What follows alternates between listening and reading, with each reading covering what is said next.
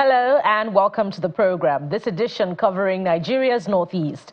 I am Bukola Koka. First, we'll start with the top stories.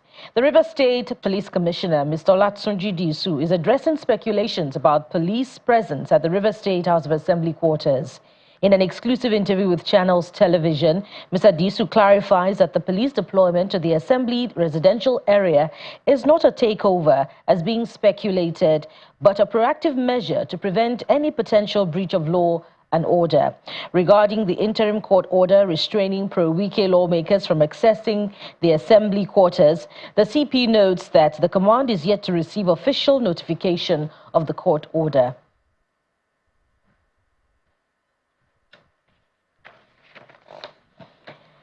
Dana Air has announced its decision to temporarily disengage some of its staff members. This comes on the heels of recent grounding and ongoing audit by the Nigeria Civil Aviation Authority. In a statement issued by the airline in Lagos, it reads that the audit currently underway is a collaborative effort between Dana Air and the authorities to ensure compliance with all necessary standards and regulations. The airline adds that its management is also working to address any concerns and is preparing a restart plan that will ensure the safe and efficient resumption of operations when the audit is completed.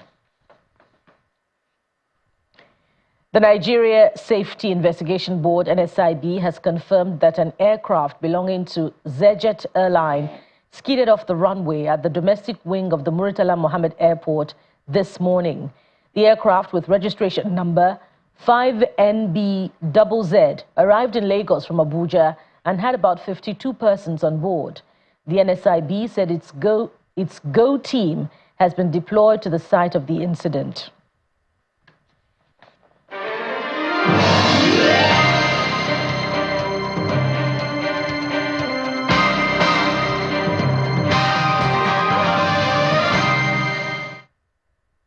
The Bauchi state government is set to commence the construction of 115 kilometers of rural roads across the 3 senatorial districts. The over $12 million project is in addition to a proposed construction of 3 agro-logistic market. The State Commissioner for Special Duties and Rural Development, Farouk Mustafa, gave this indication while briefing journalists on the recent development by the state government to improve infrastructure, especially in rural communities. In the next couple of weeks, hopefully before end of June, we would be able to sign the contracts of the 5 routes that are rural and totaling 115 kilometers, which is being co-financed with Bauchi State Government, World Bank, and IFD. AFD, it's a French financing agency. So this is where we are.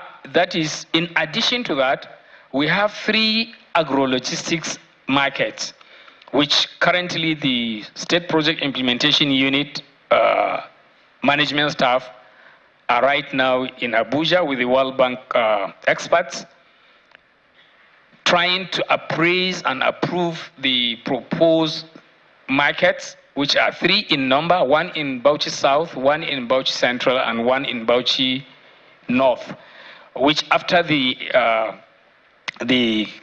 evaluation of the designs, drawings and approval, so we're hoping before August, these three markets are going to be advertised also for prospective contractors to come and bid for the contracts. Governor Inuwa Yahaya of Gombe State has flagged off the payment of compensation to persons affected by road construction projects in the Tumfure community of Ako local government area. Through an initiative codenamed Network 1100, Governor Yahaya is ensuring democratic spread of at least 100 kilometers of road infrastructure across the 11 local government areas of the state. Earlier, the governor also commissioned a fertilizer production company to boost agriculture in the state and restate the government's commitment to food security. This is Tumfure, a fast-growing community in Gombe State with a population of over 200,000 people, mostly cosmopolitan in its composition. Tumfure is also a hotbed for commercial activities and the hospitality business. However, the area has been without paved roads since the creation of the state in 1996. The situation worsens during the rainy season.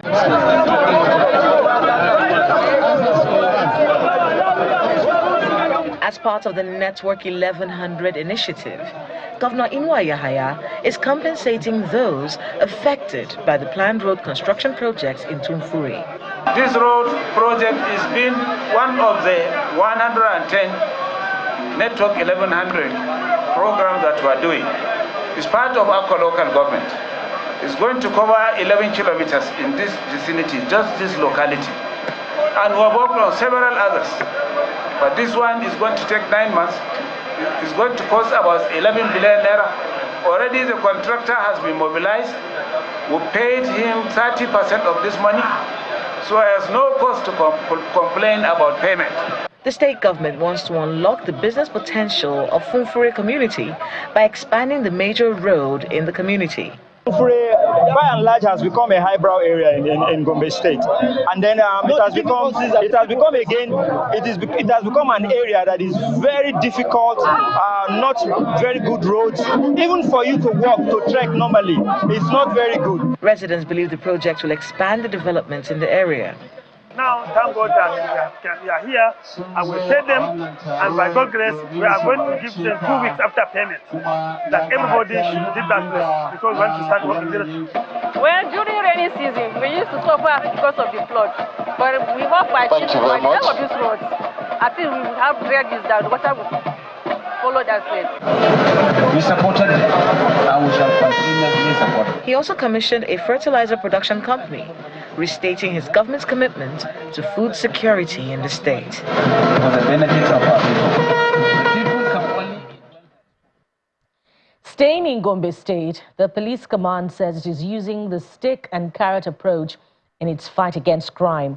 The Commissioner of Police Gombe Command, Hayatu Usman, intimated pressmen of his plan to enroll repentant touts, locally known as Kalari boys, in CCTV maintenance, solar panel installations, house electrification, and other life-changing ICT-related skills to keep them productive and completely off of crime.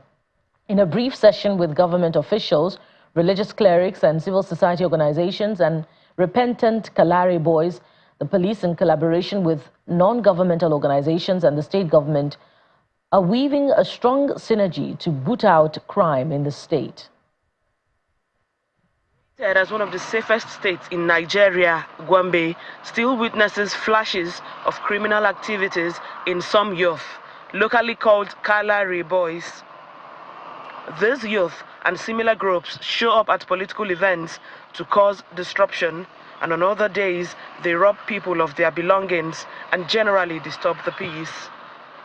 There's a chance for a turnaround as the state's Commissioner of Police, Hayatu Usman, is cracking down on these groups by redirecting their strength to profitable ventures through partnerships with non-governmental organizations to train some of the Kalari boys that have laid down their weapons. Just a kind of skill acquisition training program, which we jointly organized by an NGO popularly known as Thrive Trek Entrepreneurs Center, which is based here in Gombe.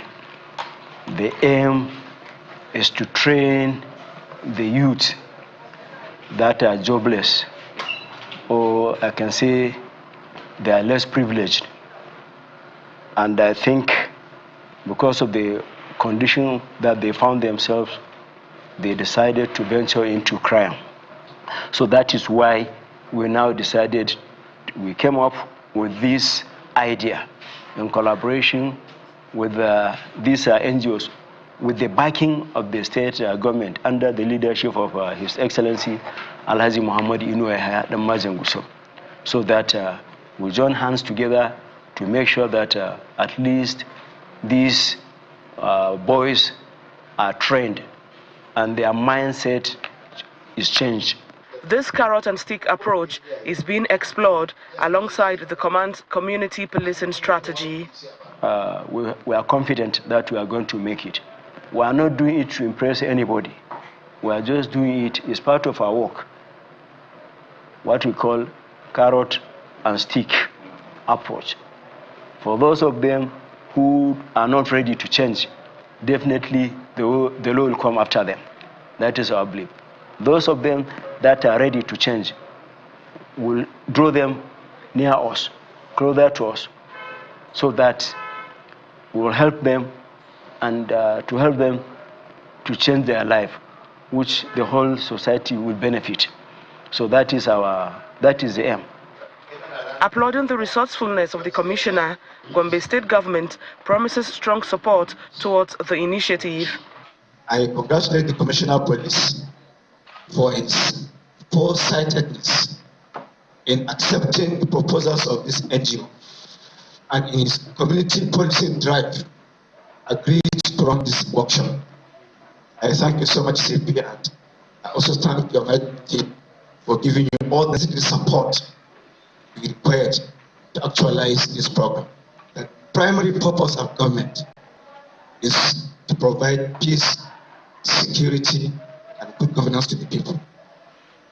There can never be peace and security if the teeming youth of a society are restless. Because there's nothing that brings about this kind of behaviors except restlessness. And what brings about restlessness? Lack of employment, lack of jobs to do by the youth. So for anybody to conceive the idea of providing self-employment for the youth, I think this idea is very, very commendable. I would like to say that the government of Gombe State is fully in support of this program and is ready to support more and more of this kind of programs. Partners in this initiative are positive that the beneficiaries will enjoy hands-on training in solar panel installations, CCTV maintenance, house electrification, and other ICT-related, easy-to-learn money-making skills. We are going to provide job opportunities to some of our youth using skills. 1. 2, giving them the knowledge of technology in order to make them very much proud and give a good economic system to our dear state. And we are going to appreciate the executive governor of the state, in person of Muhammad Inuwa, for making this program being achieved and our dreams to come reality.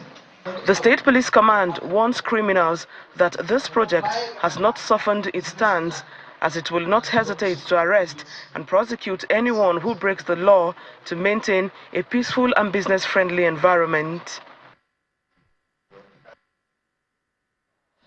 There'll be more on community development initiatives for rural development after this program. Stay with us.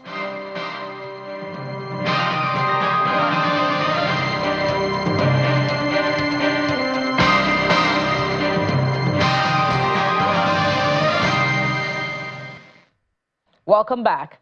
A civil society organization known as Northeast Youth Initiative for Development is partnering the Yobe state government and the United Nations Children's Fund, UNICEF, to promote resilience for 30,000 children affected by armed conflict in the region. The program, which is to last 1 year, will be implemented across 5 local government areas of the state and will be done through the establishment of 3 justice referral centers for the survivors.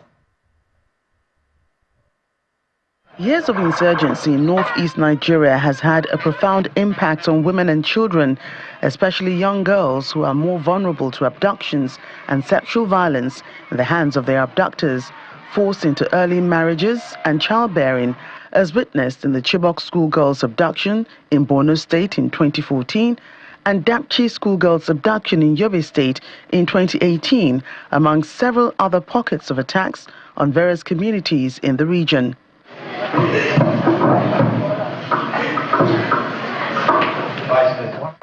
As part of its contribution to the Northeast rebuilding process, a civil society group, Northeast Youth Initiative for Development is collaborating with UNICEF to train local organizations to build strength and resilience in children affected by the conflict. This program is going to be implemented in Damaturu, Bade, Tarmua, Gaidam, and Patiskum local governments.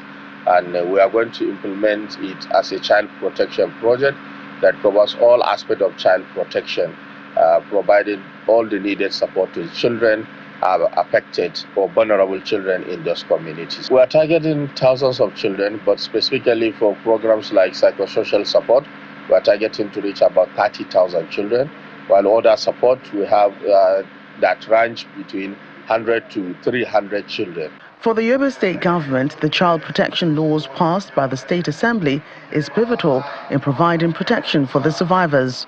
This insurgency has hurt us for so long, and of course, all stakeholders are coming together collectively to discuss how we can get back on our feet again. The government has embarked on so many initiatives, laws, projects, initiatives in trying to see that what bedevils us in the society, and we have to tackle this program head-on. So, of course, I cannot say it's the most dimensional approach, and this one is also part of it. Most of the participants in the training welcomed the reintegration of the affected children into the society. They believe doing so will minimize the stigmatization they face. I'm in support 100%. My reasons are because this program will give us a chance, an avenue to understand how those affected children are and what the measures to be taken in order to make them feel comfortable too as a child. The kids are our responsibility. Anyhow we look at it, because with time to come, they will become leaders of tomorrow. Because there are strategies in which to take care of the kids, because they have their different kind of cases. Some could be neglect, some child abuse. So we have to know the areas in which to tackle all of their cases. I'm very much in support of integrating them, because we can see the effect that is having on the community right from insurgency to this time. The people are hopeful that the children affected by the armed conflict in the northeast will be safely reintegrated and given the best psychosocial support so they can live normal lives.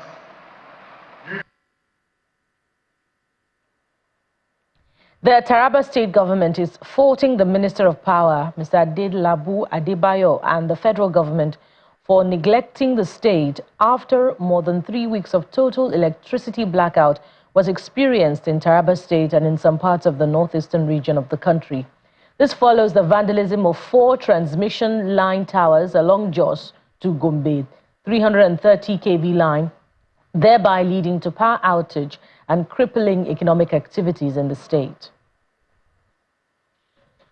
It's been more than 3 weeks now since residents of Taraba State, alongside their neighbors of Adamawa and Gombe states, were plunged into total blackout following the vandalization of 4 transmission 330 kV line towers along Jos to Gombe.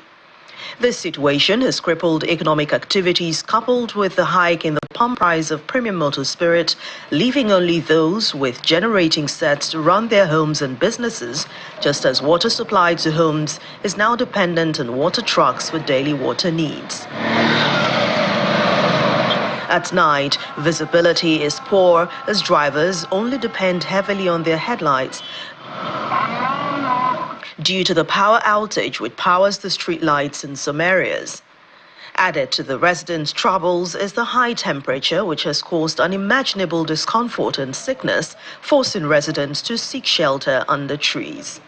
The power outage has really affected me. Especially, I'm the kind of person that always buy food products in bulk and store it in my refrigerator. But with this problem of power outage, and it has really made my foodstuff spoiled. Because even if you say you're using generator, how much are you going to buy a liter of fuel to fill your generator and then power your refrigerator. It's expensive. So it has made life so hard for me as a person. And my meats have spoiled. So many things. I've lost count of what I've lost in my refrigerator. It hasn't been that good because it has been hectic without lights, like no water, no lights, there's heat, people sleep outside, no even cool water to take, no even water to cook, go from far to fish water just to cook and drink. Pure water have been hot, everywhere is just hot, and there's mosquito outside, sleep outside, malaria, all of that. It hasn't been easy with the lights outage. Worried by the situation, the State Commissioner for Energy and Economic Development, Naomi Agbo, is accusing the federal government of neglecting the state and the entire northeast region by failing to address weeks of blackout in affected states. According to her, the state government has contacted the Minister of Power with no positive feedback, insisting that the blackout has led to increased crime and security challenges. What is the dividend of democracy for our people if things like this will give us long-term blackouts without any remedy to the people? I can assure you there are regions that I will not call on air right now, but even 1 or 2 day blackouts, these solutions will be remedied. But the Northeast, why is it that the Northeast, a federal issue, has still not been addressed? That we cannot even give our people a definitive timeline to say this is when power will be restored. If it's a localized issue for the state government, we can definitely give you exact timelines when you should expect restoration of power supply. But as of right now, the only line that connects Taraba State or even the Northeast region to the national grid is the Jos Gombe line. The lengthy time to respond to this matter is concerning, as it shows complete neglect by the federal government of Nigeria to Taraba State and the region. If there is one thing we have all learned in the past few weeks from the response time to faults and the priority of heads in the sector, is that the network to the Northeast region is vulnerable. She's calling for the immediate implementation of the Northeast Ring Circuit as contained in the proposal of TCN expansion plan to connect the Northeast to the south of Nigeria. The outcry for a robust plan such as the Northeast Ring Circuit as contained in the proposal of TCN expansion plan to connect the Northeast to the south of Nigeria should be implemented by the federal government immediately. To our sister states in the Northeast region, we have felt and observed keenly the increase in the insecurity that has plagued us all, especially during these days of total blackout for some and partial electricity supply restored to some. I implore all of you to be vigilant and also take decisive actions by engaging the host communities of electrical infrastructures, such as the TCN transmission lines and towers, and ensure that security is provided to them. These infrastructures are the lifeline of this region, and also an attack on one is an attack on all. I also call on all our federal representatives in the region to be proactive in proving the lengthy disregard for power restoration to the Northeast region of Nigeria, as this is a federal matter. In the interim, the state government is in partnership with the United Nations Industrial Development Organization to set up mini supply sources to the state as she appeals for more patience to achieve a breakthrough. About 50 schools and 1 IDP camp have been selected for the Project Educate Me initiative, which is being implemented in Adamawa, Borno, and Katsina states. The Adamawa state government is reiterating its commitment to reducing the number of out-of-school children and getting them enrolled into learning centers. The Director of Science, Technology and Innovation, Ministry of Education, Bala Audu, made the comments during the flag-off ceremony of the Project Educate Me for internally displaced persons' children at the Labondo IDP camp in Adamawa State. Reducing the number of out-of-school children has been a key priority of the Governor Umar Fintiri-led administration. Its efforts have reportedly brought down the number of out-of-school children from about 500,000 to about 50,000. A sizable number of these school children are in the IDP camps across the state. Gathered here at the Labondo IDP camp in Gire local government area of the state are officials of the State Ministry of Education, those from the Project Educate Me initiative, parents and children from the IDP camps and other critical stakeholders. The team lead of the Project Educate Me initiative speaks on its significance, while the head teacher of the newly established school sheds more light on their activities. Education, we know, is the key for transformation and end of poverty. So we are doing this, and also the Project Educate Me also have the other part, which is, financial literacy and digital literacy awareness in undeserved communities. For this Adamawa state, we have selected 50 schools and 1 IDP camp. And today we are flagging off this project here at the Labondo camp. This school here, Government Day Junior Secondary School Labondo, was established this January 2024. So I'm the pioneer principal. This is, it was established in 2nd term, and this is 3rd term. Honestly, we are having shorts of staff. I reported January 18th. I stayed for 1 month before a vice principal was posted to me. So I was doing everything by myself.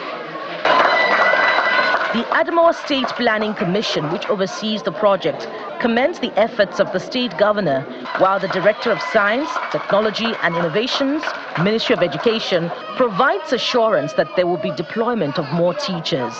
This initiative is a kind of a support to this agenda of His Excellency.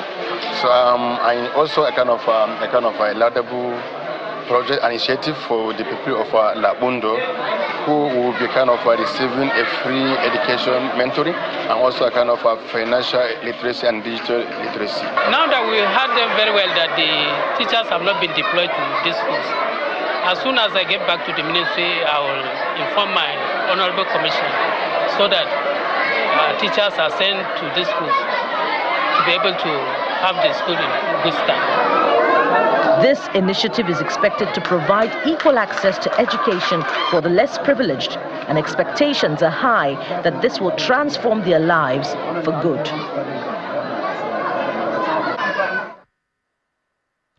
And this is where we drop the anchor on the program for today, and indeed for the entire week. Join us again, same time next week. We'll bring you another round of editions of the program covering different regions of the country. I am Bukola Kolka. Bye for now.